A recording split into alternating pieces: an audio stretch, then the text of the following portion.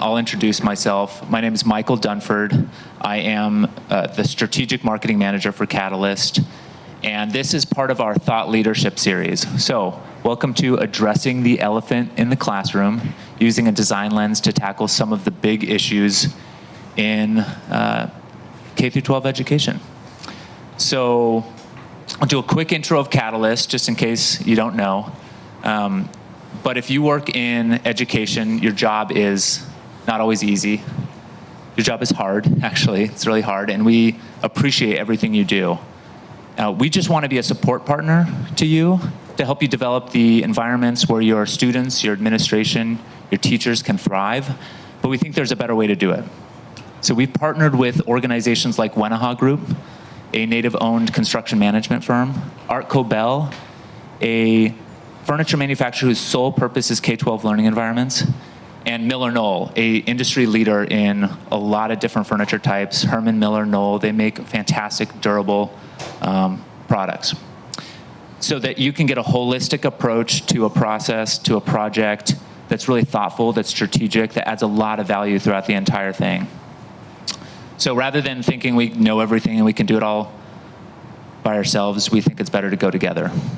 So that's a little bit about us, thank you. Now, speaking of better together, we've got a fantastic group of panelists. We did a bunch of pre-calls to prep for the event, and they always left me feeling really inspired, really excited, a little nervous sometimes about what would happen if we didn't start tackling some of these issues. But I got, tingly feelings after all these calls. It was a good thing. Let's begin. We've got some fantastic people joining us. And we'll start with Patricia Cadigan. She's the VP of Learning Environments at Artcobell. Then we have Tina Naraghi-Pour McKone, Design Manager at Gensler. Jacob Simmons, Strategy Practice Lead at Gensler. And Dr. Melanie Quaempts, Education Consultant. Okay, tell us a little bit about yourself and why you got into this industry. What makes you tick? What makes me tick? So I'm Patricia Cadigan. I'm the VP of Learning Environments at Artcobell. We are a furniture manufacturer in Temple, Texas, and we are fully integrated, which means we make it all at Artcobell. We bend the steel, we lay up the tops. We do not. The only thing we import is probably like casters and some glides and things like that. So if you ever have an opportunity to want to see a full manufacturing plant, please come to Temple, Texas. We'd love to give you a tour. With that, what makes me tick? So I come to this position with 28 years of public education experience. I was a teacher for 10 years. I taught in an inner city school district in Tucson, Arizona, where I learned very, very quickly that I have a passion for students. I love kids. I was a teacher, I was a coach, I did everything I could in order to promote the opportunities for my students in our school. Then I had moved into administration where, and I don't think many people get this chance, but I was an administrator at every level. So I have seen learning and child development from kindergarten all the way through post-secondary. So I was an elementary principal, I was a middle school assistant principal. All my middle school folks in the room can look at me and go, oh, we're so sorry. But I was also an athletic director, and then I was a high school principal for 7 years at a very large comprehensive high school in Tucson, Arizona. I had almost 3,000 students in my school. And so then I said, what am I going to do when I grow up? I don't want to be a superintendent. I don't know. And so I met this amazing company called Artcobell, who said, do you want to come work for us and help us connect the dots? And I didn't know what that meant, and they didn't know what that meant. And my financial planner said, oh, go ahead. Sold my house in Tucson, moved to Texas, and I now have the opportunity to influence and to talk to people, great people like you, about this transformation of education. What do we need to do to connect the dots between teaching, learning, and the learning environment so our students can be successful when they step out into the work world? And so I get to do this all over the United States and Canada. I'm very, very lucky. I keep trying to convince my boss that, we do sell some furniture in Chile and, Dubai and things like that. He hasn't sent me there yet, but we'll work on that. So what makes me tick is I believe that our society is built on the education of our students, and our students are only successful based on what we provide them, and that is what I'm passionate about. So I will then turn it to Tina. Thank you. Hi, everyone. My name is Tina Naraghi-Pour, McKone. I think the other day I was talking to someone who was working in data centers, and he switched from museums to data centers, and I said, wow, what a change. How do you like it? And he said, architecture is architecture. And I think that's just not the case for me. If I'm not doing K-12 and education architecture, I'm really not happy with my work. And so for me, education architecture has become very personal. My parents immigrated to the United States from Iran. I grew up in Louisiana. It's 49th in the country for education. So when they were talking to their immigrant friends about where to send us to school, they said, you have to go to these magnet or gifted and talented schools. Those schools were located in neighborhoods where the poverty rate was 40 to 45%. And what I realized later on was putting a school there, Louisiana thought, we're raising the test scores in these neighborhoods. I think what they didn't think was we're providing access to education to students who need it the most. And that's access to parks, access to career fairs, and a place where we could go across the street, get a po' boy at a gas station, and bring it back and eat on our benches. If we didn't have that place to eat, we'd be loitering. So I think education architecture is really important because infrastructure is so important to the neighborhoods that we're designing in. I think what makes me tick is when we kind of neglect the neighborhoods that we're designing in, and we look at it insularly, right? We're not thinking about the teachers that are using the space, the students that are using the space, the neighborhoods that we're affecting with our infrastructure. So that's kind of what sucked me into K-12 architecture, and that's probably why I'm never gonna leave. Hi everyone, I'm Jacob Simmons. I'm strategy director and the head of the strategy practice at Gensler. I had the privilege of being exposed to design at a very young age, and what makes me tick to this day is just the exposure to what many of us refer to as creative confidence. I think just the permission to explore, to experiment, to take risks, to fail, and just to kind of approach things from a different angle is something that's always stuck with me at a young age. And the pursuit of industrial design and anthropology as a professional has really shaped my relationship with strategy and my relationship to education generally. I think generally there's a lot of opportunities in our community today to reconceive of things based on a premise that is kind of uncertain and overly complex at the moment. But it just requires a level of ingenuity that is innate to all human beings. And I think that just opportunity to convene groups of people like this, have discussions about complex systems, to ask questions that are profoundly challenging to answer, and hold the space for those things to flourish is just really kind of innate to all of our capacities. But unfortunately, it's learned out of us for a lot of students and for a lot of professionals. I see a lot of people that are very late in their careers, and they didn't have the opportunity to think this way. So that's really been at the core of my relationship with education. As an educator, teaching creative confidence, design thinking, generative research, et cetera, has really been my focus. It hasn't been so much topical, but rather kind of cultivating the conditions necessary for creativity and innovation to thrive within our communities and within our organizations. That's been really formative for me. So thanks for having me today. Good morning. I'm Melanie Quaempts, and I'm here. I have two hats on today. The first hat is my husband and I own Winnahaw Group, which Michael talked a little bit about, so always happy to talk construction with you if you'd like. And there's a fabulous Winnahaw team right here, so that makes me feel really cozy and comfortable. And the second one is I spent 20 plus years and still am in the pre-K, post-12 learning environments. So what motivates me, I'm actually going to put into practice right now, okay? So we're going to get to know a few of you in the room, and you kind of get a feel for my life journey. Raise your hand if you've ever turned a piece of furniture over to see where it came from. Okay? I'm going to say most of you are interested in furniture and design, until I moved into this world that you live in as a teacher, I didn't do that. I just shook it to make sure it was level. Okay, and so I'm always learning, and it's been an exciting adventure for me to personally transition kind of my life passion, which is creating a more compassionate world. And that's started when I was teaching as a third grade teacher in middle school, high school. At the end of the day, whether or not they remember anything I have to say, are they better people? Are they kinder people? And seeing where that fits in.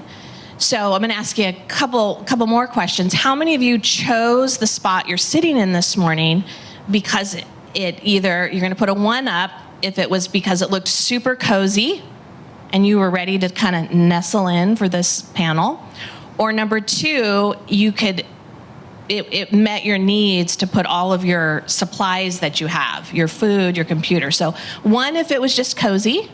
How many are 1s? 2s if it was based on, okay, so see, I'm learning a little bit about you already, right? We have a nice mix of people who are get it done and people who are, let me sit back and let's see how we're going to get it done, right? Let's talk about it. So that's a little bit about me. That was good. Well, I picked, did you hear, how do we pick our seats? Yeah, there's the most comfortable lounge seats you've ever sat in, right? Yeah. Okay, so you kind of just said some of this, but I just want to take it one step further. I want the audience to get further into those crazy heads of yours. What is the one big issue you hope we address in education in the coming years? The one thing. Who wants to start? I kind of alluded to it, is that we're all in this together. May it be architects, designers, educators, furniture manufacturers, flooring people, acoustics, all these things. We all know that education, we're here because we're talking about education. It's at a tipping point. We have a lot of things. You can pull up an article right now, and it's going to tell you that the U.S. educational system's in crisis. I'm not a hair on fire. I don't think we're in crisis, but I do think we're at a tipping point, and we have to make some really serious decisions. We need to do it collectively, and that's where I'm at today, is how do we all start having a conversation about how to support our educators and support our systems? I think for me, it goes back to access and equity for education and what that means. It's not just a box that we're checking, because society is calling for us to check that box now. Students are spending over 15,000 hours in buildings that we're curating for them. So I think we need to take responsibility for that. I also think if you think about access and equity, it's for who or for whom. And so we talk about we're a home away from home, but whose home, right? It's because not everyone's home looks the same. And what are those students' needs? Addressing those, what are the teachers' needs? Because the cool thing about education is you don't have one client. You have the community, you have the district, you have the student, and you have the teachers. And so I think thinking about that holistically helps us design better facilities. And I think once we start addressing that from a perspective of it's not just a box we're checking, but an issue we're really trying to solve, and we're constantly solving it, we'll be able to design better buildings for our students and teachers and communities. For me, it's just normalizing conversations around neurodiversity within our institutions, whether that's academic or professional. The cultures that we create and the shame that many students and professionals feel when they are not part of a neurotypical majority is just really counterproductive to the success of our business and the welfare of human beings generally writ large. So I think we just need to normalize this conversation and recognize that it's part of the natural biodiversity that exists within the human race and within society. We need to talk about its implications within our institutions.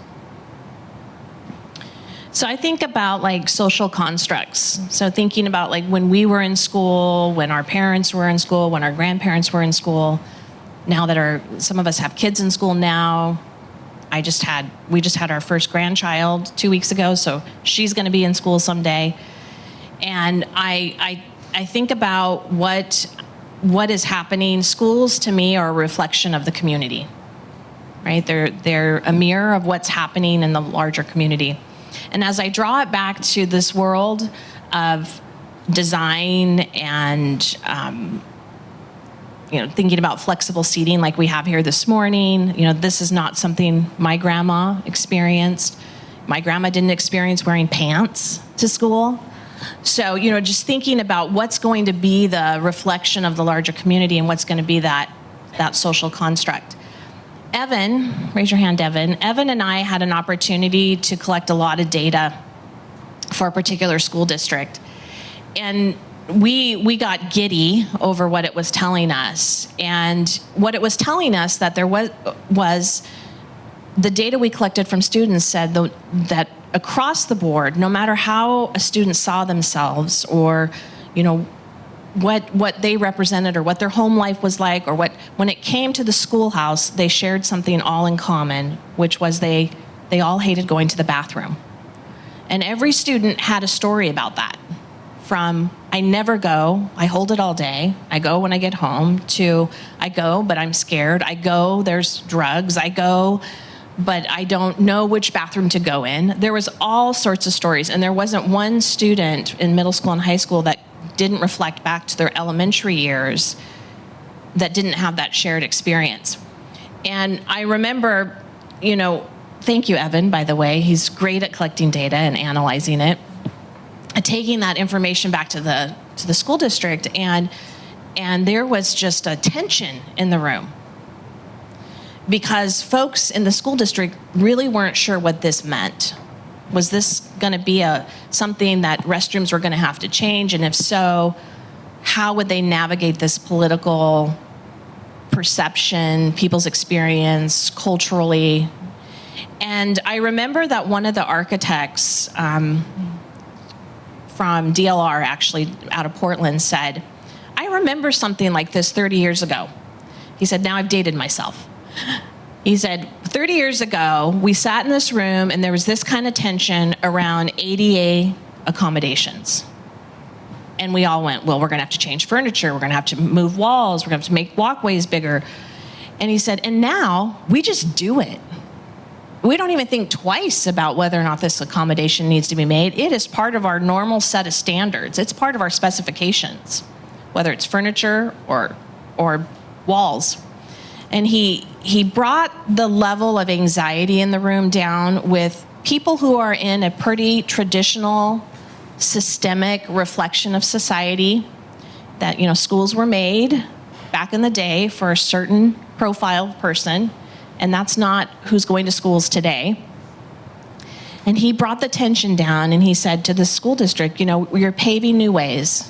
And I hope it's not 30 years from now that we look back and say it's normalized. It's just what we do. We make individualized bathrooms. And he said, but you're starting a journey.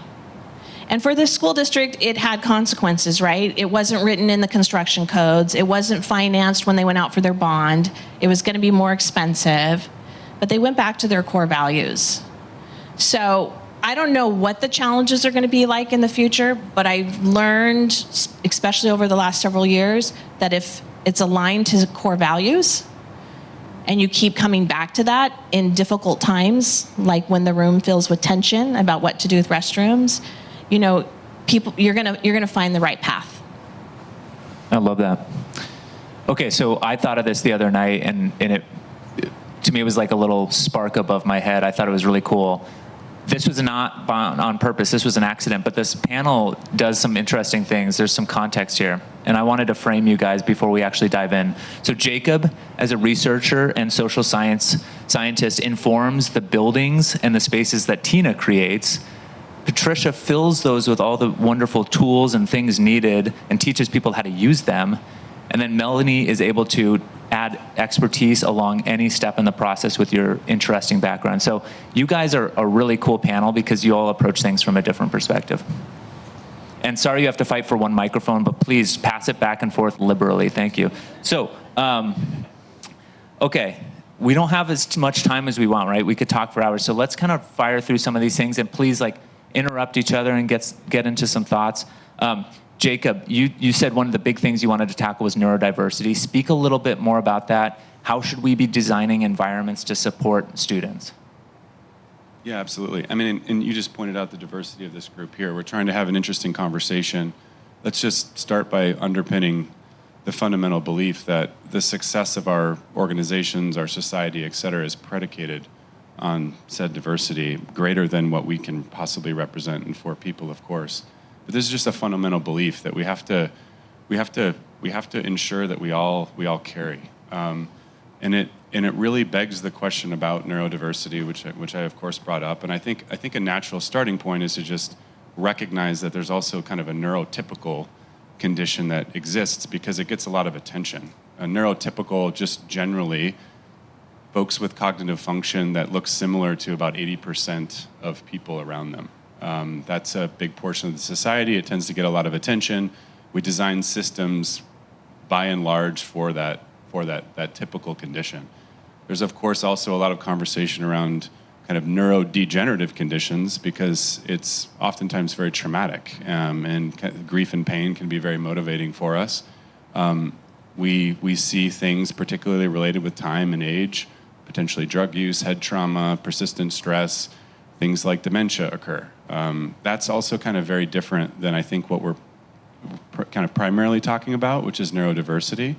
We're talking about the 20% of the population, their cognitive function, the way they think, the way they process information, the way they learn, of course, is different than other folks. And then my comment around normalizing conversations in this space is just the observance of a situation in which we oftentimes hear things like, well, Gen Z is very sensitive. They're very kind of entitled and self-edifying. And I think a lot of what's happening in Gen Z is they're kind of the first community at scale that's pushing up against the stigma and the shame of being different. And they're saying, forget that crap. This is a situation that needs to be thought of differently. They're fundamentally trying to change the mindset, and they are doing it, as are many folks that don't fall within that segment. I don't want to just be kind of demographic specific here, or generational specific, but it's really a large group of people that are saying, hey, let's talk about the fact that some of us don't think the same. Let's really unpack what it means to be neurodivergent from the typical situation. Let's talk about ADHD. Let's talk about hypertension. Let's talk about well-being, because well-being is basically this catalytic condition in which persistent stress can take an already existing biodiversity, if you want to say it, or just diversity in our community, and it can accelerate it very rapidly. When you're under persistent stress, you may already have, for example, a relationship with stimuli that is overwhelming to you, or you're kind of hypo and you need stimulus to sustain function, to sustain focus, to sustain attention. You may need the buzz of the environment, you might need color, you might need people, you might need open environment, you might need music. Someone might need the opposite. They need neutrality, they need calm, they need attention that comes through quiet. We need to pay attention to those differences. And I think the thing that then kind of accelerates it, the mental health comment, is when the persistent stress occurs, it just accelerates what already existed. It doesn't make it go away. The counterpoint is the folks that are suggesting that we should kind of mask these things. We should check these things at the door. We should opt into the neurotypical conditions which the system is designed to support. And I think that's where the conversation needs to get maybe a little bit more consistent. It needs to get a little bit more depth and rigor to how it's unpacked. We need to appreciate the nuance. We need to trust some of the science around this stuff, and we need to kind of have practical, common sense conversations around implications for our workplace environment. Tina, what does that actually start to look like? How does that manifest in the built environment then? I was going to say, Jacob can speak about these things much more eloquently than I can. When I think about this, I think like we pick out all this great furniture to put into a classroom, right? And the furniture addresses needs. A rocking chair or a wobble chair, right, might help a student that's more fidgety. I personally would stand at my desk in elementary school and always be told to sit down. My little brother got tied to his chair once as a joke. But like Jacob was saying, we weren't really addressing these issues as maybe that student learns better standing up or sitting on the floor or in different positions. And a lot of times these pieces end up getting VE'd from projects, and we don't think that we're VEing a learning type. We think we're VEing furniture. And I think there's this idea that we have to have the number of chairs and tables that we're used to plus these other things, because students can't pick where to sit, right? It's going to cause dysfunction in the classroom. But a lot of studies have shown that students, younger students especially, are better at deciding on those things because they're deciding based on their own needs and not based on society's pressures. And so when you offer those environments to them, one day they might feel better sitting on a wobble chair, and one day they might want to sit on the carpet. And they'll decide for themselves, and then they also feel more comfortable in their classroom because it's not, hey, Sally has to sit in that chair because she's different than you. It's, I'm choosing to sit in this chair because it's what benefits me today. And when you say VE, you mean value engineered, Yes. like something was too expensive in the eyes of the budget or whatnot, And right? it's a pretty chair, and it's not the chair that we're used to, so we're going to take it out, right? Because it's probably the thing that's blowing our budget, when really it's, okay, how can we curate these classrooms to serve all of our students? And is that really an extra, or is that a necessity? Does anyone else want to speak to what Jacob and Tina just said? So this is fun. So this is what I talk about, connecting the dots. So Tina's the furniture expert. So she just took my part. I love this. So now I'm going to talk about her part.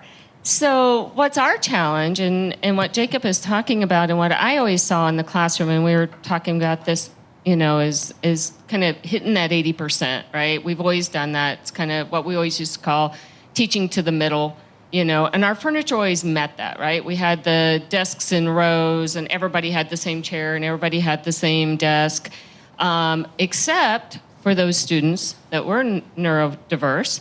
They had the special chairs. They had the chair in the back where their wheelchair could roll up to, or they had a table in the front where their aide could sit. So it was very specific where those students were, and they were always identified, and they was always pointed out. And so one of the things that I love today as I'm going in and working with schools is looking at these beautiful spaces that architects are designing, and then really being mindful of what do we put in that room so that everybody feels included. So if we put in a rocker or a wobble stool, that's not just for one student. That's for all the students. Anybody can use that rocker stool at any time of the day, and there's not this like very pigeonholed experience that students are experiencing. The hard part, like Tina said, is the FF&E, and I encourage people to say, really, the budget doesn't have to go over, and you don't have to add furniture. Be mindful of the furniture. And if you're mindful that I need 5 wobble stools that may cost more than a chair, well, how many chairs do we really need in the room? Do we need 30? Can we get by with 15? Can we add some pieces of soft seating? And so really being mindful of the students. My role is to go in on the other end of this that Tina said is helping teachers understand. Last night I told a story at dinner. I was helping a school district, and the operations manager came to me and he said, I need your help. He said, we bought all this new furniture. It was about November, December, and the teachers had moved all the wobble stools out in the hallway and said, go store these somewhere. We don't want these in the building. They're distracting. I don't know how to use them. My classroom management, it doesn't work. And so I walked into his warehouse, and no joke, he had probably 200 wobble stools in his warehouse. And I said, oh, no. Let's figure this out. Anyway, we worked it out. And it was some training with teachers, just having them understand. It's about core. And a student really can only sit on that for about 15, 20 minutes before they fatigue. Once the teachers understood that, then they could incorporate them more appropriately in their classrooms. Today, now this might be today, who knows what happens tomorrow because this is so dynamic, all those wobble stools, I think except for 50, are redistributed back into the schools. The teachers started seeing how do we use it. And so giving people that permission to say, we're creating these new spaces, but also helping them understand how to use those spaces. try to be succinct here. We're working in schools across the nation that are all on a different continuum of readiness to change. And it's going to impact your sales. It's going to impact your design. 60% of Winneha's portfolio is schools.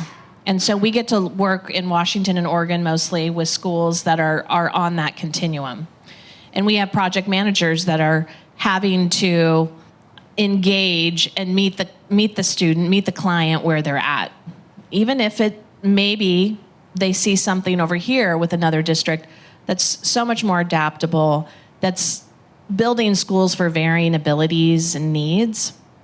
And then we might work with a client or school district over here that just wants the past replicated. And that's not any different than what's happening in schools. You know, schools are systems. They're large systems, whether it's a small school district or a large school district. They all function off of policy, and they are led by certain percentages of state funding. I had a great conversation this morning talking about capital projects. In Washington State, capital projects are funded by local dollars.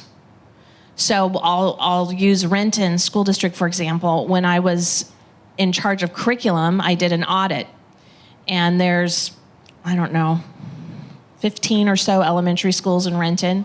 And my job was to go into each elementary school and conduct an audit on the curriculum. We're not talking furniture, we're not talking renovate, nothing on the structural or furniture side, but just the curriculum that's put in front of kids. And depending on where you lived in Renton, from the most affluent to fluent, meaning had the most curriculum, learning materials, to the least was somewhere around a $500,000 difference. And how does that happen? Well, at local schools, there's also local dollars. You've all been a part of that. You've been invited, you knew somebody or yourself been invited to a fundraiser. You know, you're buying the painted hands on paper, right? And so the dilemma for me is, and especially, I have a little more fluidity myself as a consultant. I can kind of be a little more picky about where I'm going to spend my time and invest it. But the challenge is always meeting people where they're at and helping them see something they can't see themselves. And, if you go, let's say you're leaving here and you're going to meet with a school district, most school district people making high-level decisions are running with their hair on fire. Patricia and I talked about that at dinner last night. It's like you hardly have time to breathe. So you're not spending a whole lot of time on gifting yourself an opportunity to see different perspectives outside of your world of education. And like Tina said, community engagement, where we see the biggest moves in schools, and it comes out in the way in which the teachers are teaching and how the classrooms are set up, really are in communities where parents are saying, and community leaders are saying, this isn't working for our children. We have to do something different. And they're pushing the envelope. They're pushing change. And so, I don't know what the original question was. I've probably taken us really on a bird walk here. But, all of that to say, you could easily talk yourself out of a sale, out of a job, if you're working with someone and you're so far above what they can, you're so far out there that they can't see you, they can't reach you. And let me tell you, it was very hard for me working with a client who wanted to buy the same desk that I saw like in an antique shop, and yet I had to say to myself, where could there be a small win? And so last story, and Evan was the first person I hired, so he's really near and dear to my heart. And now this division is like way beyond what I could have envisioned. But when Evan and I went to a small school district, and we kind of were faced with that, and he's a very socially minded, socially just person, and we both said, we want to make a change here. We considered it a win when the school district went with the larger size seating chair for every student in the high school, because we were able to show them some data where students weren't fitting into the chairs. And there was this long debate within the school district on whether to buy 15 of those. And we said, well, how would that feel for a student who needs a larger chair? Do they have to go check it out at the office and then carry it around with them? Right? And that was our small win. They didn't do soft seating. They didn't do beautiful pillows. They didn't want any kind of color. They wanted it to last for the next 50 to 70 years. And when we got them to buy the larger seat for every student in that high school, and the question was, well, it won't fit well for the smaller student. And we said, well, then they can use their coat and build a little cushion for themselves, right? That was a win. So, you know, it's kind of like we got to take our wins where we can get them. Well, and show a lot of empathy as well. I like how you're talking about we have this curse of knowledge, right, around the things we think we know or do know, and the person across the table from us, they're living a completely different experience. So thank you for that reminder. We're tiptoeing around this concept. We're just not calling it, we're not naming it yet, but inclusive design. Can, specifically the Gensler people, but I mean anyone, can we just make sure that we're on the same page about what inclusive design means and then the ramifications for space, what that looks like? Whoever wants to go. I'll be the simple-minded answer, and that's good for me. It'll be quick. I think it's a very difficult challenge to be inclusive. It's a commitment to appreciating the diversity of need and preference in our community, whether that's a student body or wherever we might be designing. For me, the secret sauce is to look for opportunities to create variance in the environment, create permission to choose.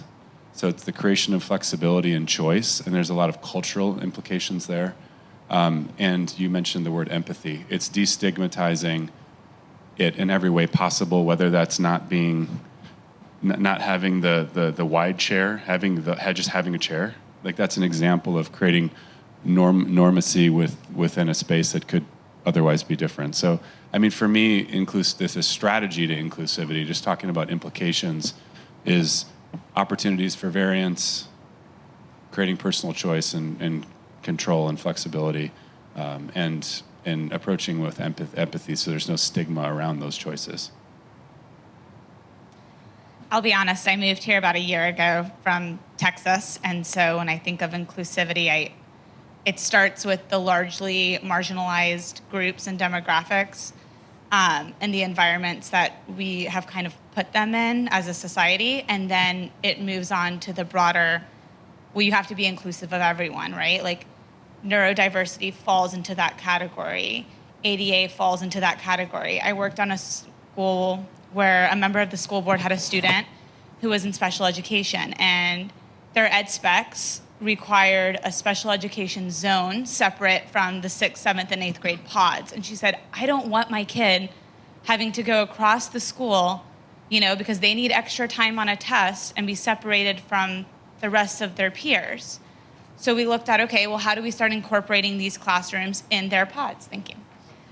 And so that parent who sat on that school board had a big effect on the way the school district was looking at how they were organizing their school. And I think that's inclusivity, right? There are students who might have different needs, and how do we address those needs within our classrooms and within our classroom pods? I think that also goes back to equity and making sure that students are getting what they need and teachers are getting what they need and all those tools are available for them.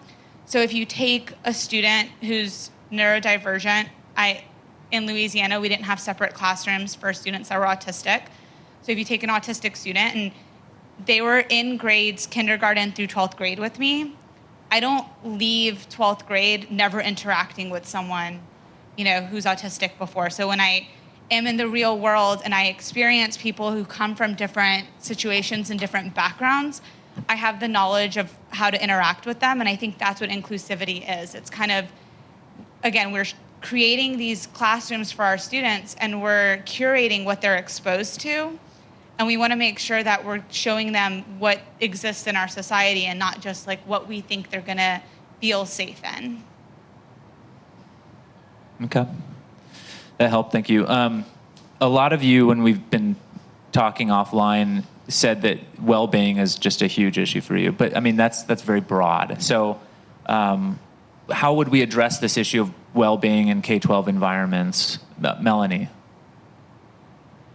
So, I always come back to students believe what adults believe about them. And that can be seen in individualized instruction. If you're, it's only been since the 90s that you could go to school in Federal Way and move to Spokane as a third grader and get relatively the same topics taught. So prior to the 90s, any school you went into in Washington State, you could have a wide varying, there was about what second graders might get. You might get this content, but there wasn't a standard set. So it made it really challenging for students who moved a lot. Think about it in our area, with housing. Students can move in the I-5 corridor, they can move to 5 different school districts in a school year. And if there isn't an expectation of what you're going to get as a 10th grader, it can be taught in Seattle in the fall, and you're getting it again in Renton, and then you move to Federal Way, and they do it in the early spring, and then you land in Auburn, and they end right before summer. And you've just spent a whole year learning the same thing. So it's education in itself is just a really short time, really short lifespan of thinking differently. Thinking about varying abilities, thinking about, you think it's a field of the most compassionate people, and it is. But a lot of the systems are very archaic. They are the mainstream systems. They are if it works for this group of people, or, there's a change and there's a shift in hiring, but many times, many teachers are teaching because they really enjoyed the education they had, and that's what's drawn them back to that field.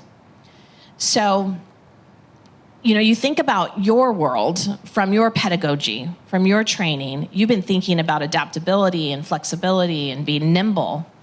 And really, those are fairly young concepts in traditional education. And you think back in the 90s, charter schools were failing. So your option were, a private school or a public school. And there wasn't a lot of innovation happening. And if it did, would it have the stamina to actually change policy, which really does drive the education engine? So the exciting part is the educators are starting to learn, and systems are starting to learn to partner.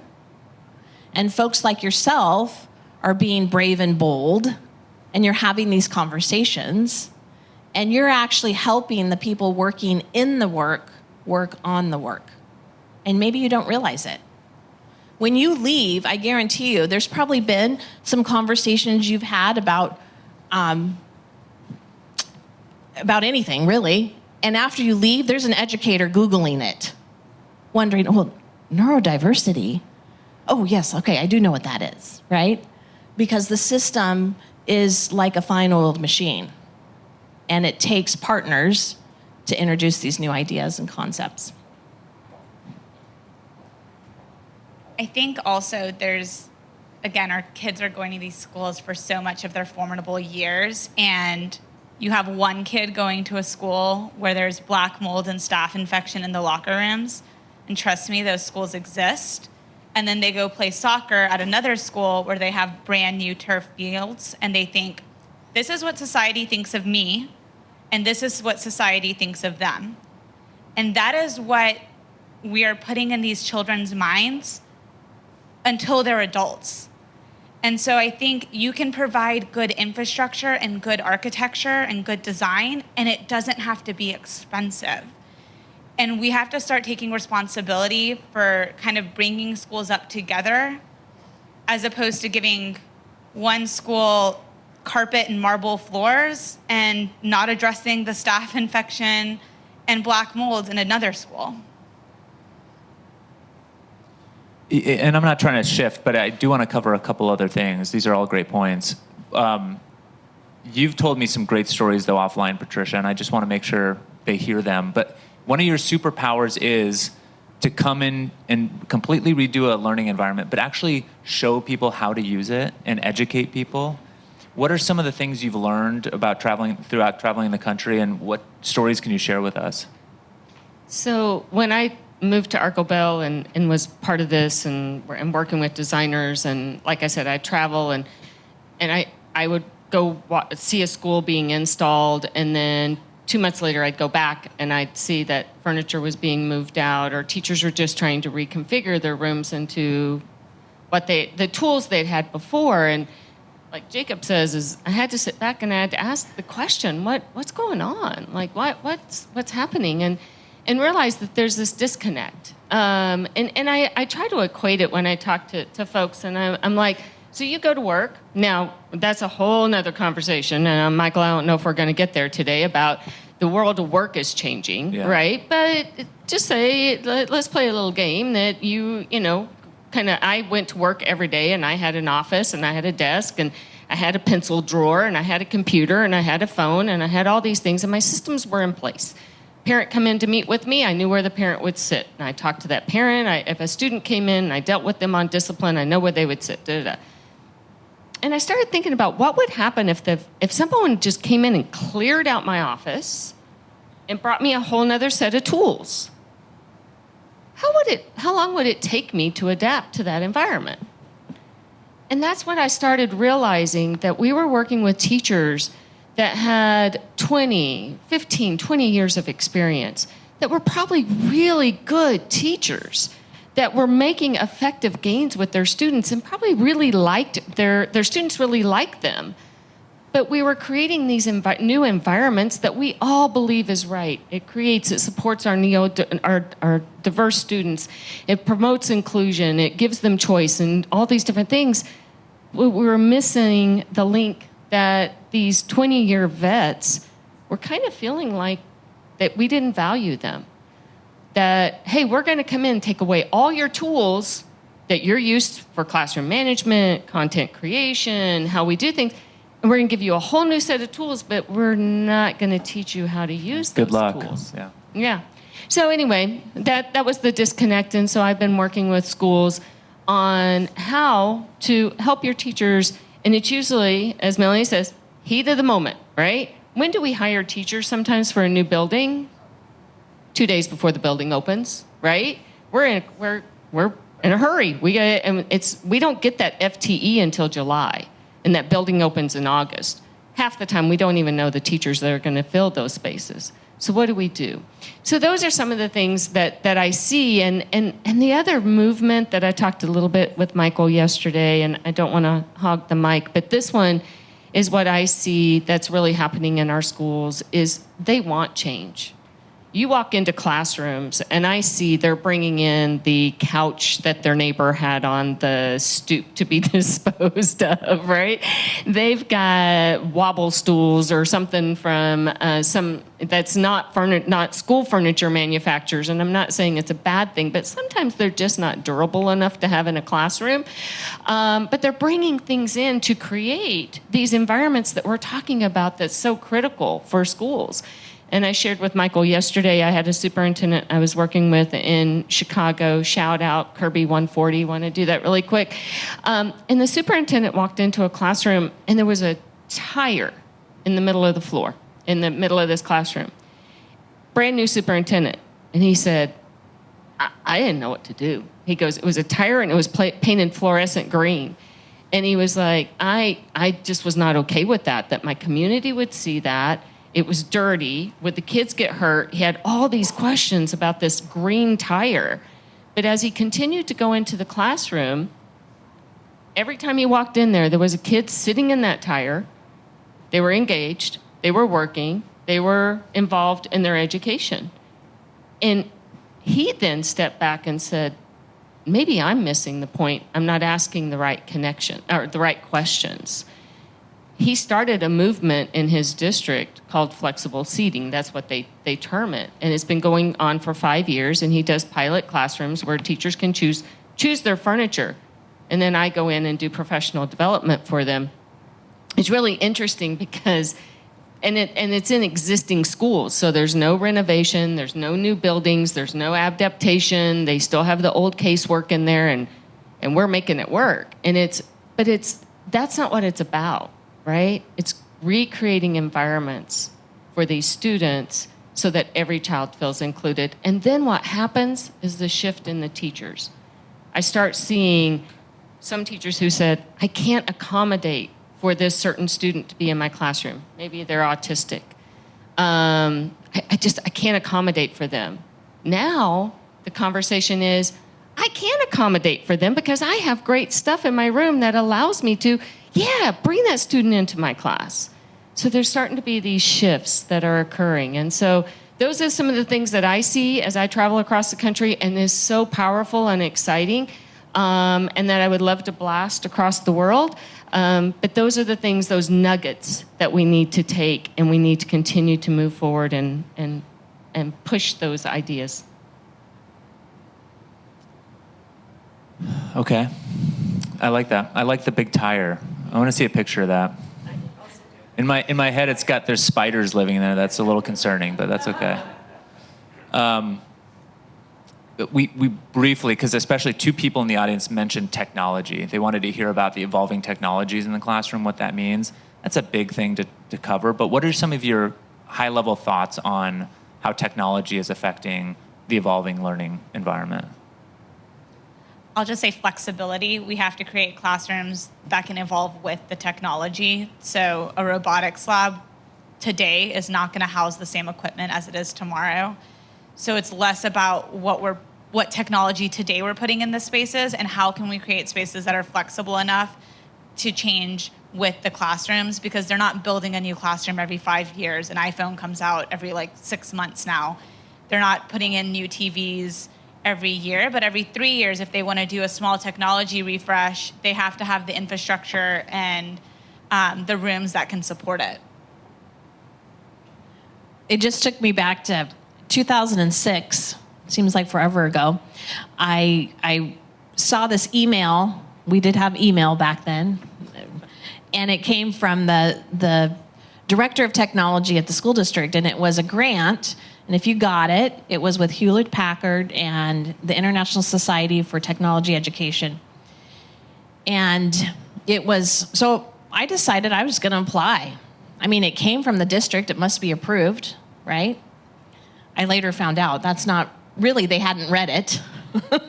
But anyways, we got it. And it was about $250,000 worth of hardware. But the biggest win was 2006 is not very long ago. I got a team together and we brainstormed how we would support the adult learners with technology. So where I'm going with this is we've got to have the infrastructure to run technology smoothly. Because if it fails more than once, what I see with teachers, that they'll just stop using it, right? So it's got to be reliable. But what I thought was interesting, and this is not a joke, this really happened. I had 2 teachers come to me privately. Can I talk to you? Sure. So they came in, separately, but they said the exact same thing. They said, well, I want to start going to these professional developments we're going to have every Friday morning. At that time, latte stands were not as popular as they are now, so we had Latte Friday, but it was come in and learn technology. Both teachers said, I got my master's in technology, but I don't want anybody to know, and I don't want you to call on me and ask me to help you with these. Okay, well, tell me more about that. Well, we had a word processor when I got my master's in technology. So when I think about technology from the adult, I go back to Patricia, is that there's a lot of learning that needs to go on. So it's kind of like, what came first, the chicken or the egg? Well, we definitely need the infrastructure to do the technology. Then we need the education learning. And finally, what ended up happening was that grant was a 2-year grant, which had lots of professional learning. And the biggest win that made me a believer of technology was a teacher really took it head on, and she said, I'm going to run these literacy groups with with the technology that I have and the software that comes with it. And each of the students was assigned a Disney character, or they got to choose a character, a Disney character. What happened with the data, over 2 years, students who were receiving special education services and students who were designated as multilingual learners or English language learners with limited language skills were soaring at rates equal or above students who did not have those labels. And it was because they were in the classroom during the main parts of learning. They weren't being pulled and missing things as they transitioned. And they got to have an identity that wasn't already told to them. And I remember this one 6th grade gal, this one student, she said, you know, we talked about the gains she had made. And she said, I got to feel smart. I got to be that person. When in traditional services, she was pulled out because she wasn't. And so there was a huge shift. Not only that, there was adaptive technology that could be installed with the software that helped to create some equal playing fields so students could have that shared success. Yeah, we talk a lot, and we're talking about all the things that are wrong. And there's some positivity, though, here, too. But how can we actually start to chip away at some of these issues? Or could we have one small win in the next few months, and what would that be? Help us kind of start to make sense of all this. I Think talked about to it. one district who was taking away things from classrooms. So there's a lot of, sometimes you walk into a classroom, it's overwhelming the amount of stuff in there, right? There's things on the wall and, visuals on the floor even, and tables. And she said, we took away all of our teachers' desks, which was very jarring for them at first. We cleared all the walls and created designated places for them to put it, because you're putting a kid in front of a desk, asking them to take a test and look at all these things that are stimulating you on the walls. And so we started from that kind of reductive approach. I think I do it with my house. Like, that's something that everyone can do right now, as you kind of walk into a space and you think, well, what do I not need? What is not serving me today? And she said, at first, taking away those desks, again, like, teachers were not happy about it, but we gave them these chairs and these small mobile tables. And it worked out really well, because they were able to kind of roll up to the student that they were working with and roll back. And so not having that in their classroom gave them space to do other things. And I think that's like a really easy way that we can kind of start looking at our classrooms today and curating them without having to pass a bond or looking at more money being spent, which I know is a difficult part for all educators. I think just leveling the playing field on, not this isn't a comment on nomenclature, but I think there's an opportunity within the neurodivergent space. There's an opportunity within the context of the built environment to bring attention to the fact that a lot of these design decisions are intentional, from the not using an incandescent light on the technology front, which is not some fancy new AI chatbot that's helping you kind of access information in a new way and, leveraging the power of technology. It's a very simple decision, but in the classroom context, a lighting control might be just as powerful as a new robotics lab. So I think what we need to do is, within the context of the 20%, not the 80%, we need to bring to people's attention that there's a lot of decisions that are very intentional, and just level the playing field so we can build on top of that with our generative creative thinking, and not kind of allow good ideas to fall through the cracks again. Because what I see happening is a lot of progress, and then we take 3 steps back again. That's kind of disappointing. It's the warehouse full of chairs that are allowing kids to fidget physically in a classroom. So I don't know. I just would like to see all the ingenuity that is happening be captured and connected to the science, so that people can appreciate what the new baseline is, and we can start building on top of all the great ideas, and not slip back to kind of the old, kind of archaic way of approaching it, which feels normal. Okay, so I do a lot of work on restorative practices. So there's two things, and I'm saying it to myself right now. One is speak from the heart and trust that you'll know what to say, right? So that I can stay in the listening mode.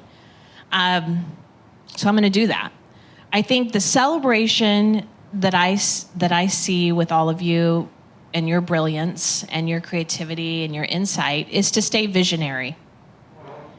There's going to be this pressure to go into a system, any system, but I'll speak from public education, that's institutionalized, that's trying to do better and be better. And it is folks like you. You can drop a little nugget of vision that they can't see, but they can really get curious about it and wonder about it. In the end, will it change the type of sale they do, the type of, room that's built, the type of furniture? I believe it will. I've seen it happen.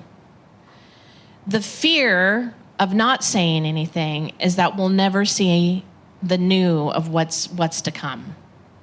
And so that would be the celebration, is take your journey, your passion, and keep helping folks like myself in school districts help us be more visionary on what that can play out. We're completely, we're very, what's the word for it? Resourceful. We're super resourceful. And now if you put resourceful and visionary together, then we're gonna have changes we never thought we could do. Thank you. And just quickly, I think it takes me back to what I said in the beginning, is that we're all in this together. And Michael's asking, what can we just do here in the near future? And I love what Jacob is saying is we bring to them the knowledge and the support and that help to see something different and then continue to provide that support so they don't slide back, right? We all slide back to what's comfortable. And I was talking to someone this morning just that schools, people from the outside look at schools and they say, they're difficult to change. They don't change. But people don't always see what's going on behind those walls. I was a school administrator. Change was happening every day. May it be district initiatives, community support, what student behavior, technology that was coming in that was influencing our systems and our policy. So change is occurring, but how can we provide that stability for school districts when we want to connect these dots, help them so they don't slide back into what's normal, because sometimes that's what our community sees, right? A superintendent's got to go out and push that envelope to say, we're going to transform learning environments, when the community has said, I learned just fine in a classroom that had inline rows. What do you mean you're doing?